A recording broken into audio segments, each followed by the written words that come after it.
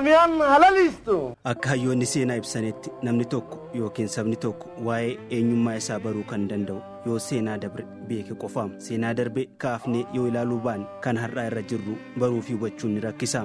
Kaleessi yoo hin jiraanne har'i hin jiraatu. Har'i yoo hin jiraanne ammoo boru ni dhufa jechuun hin yaadamu. Kanaaf kan har'aa baruu fi kan boruu tilmaamu kan kaleessaa qorachuun barbaachisaadha.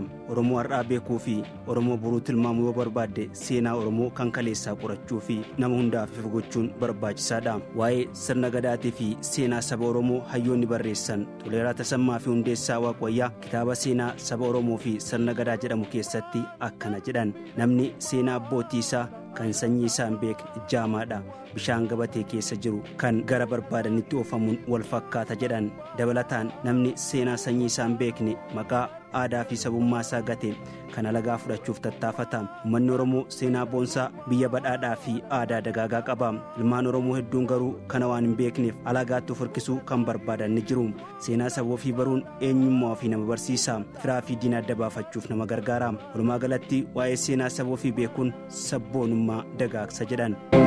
Oromummaan baruu miidhagummaa aadaa sabaaruun waan guddaadha. Kookaasaa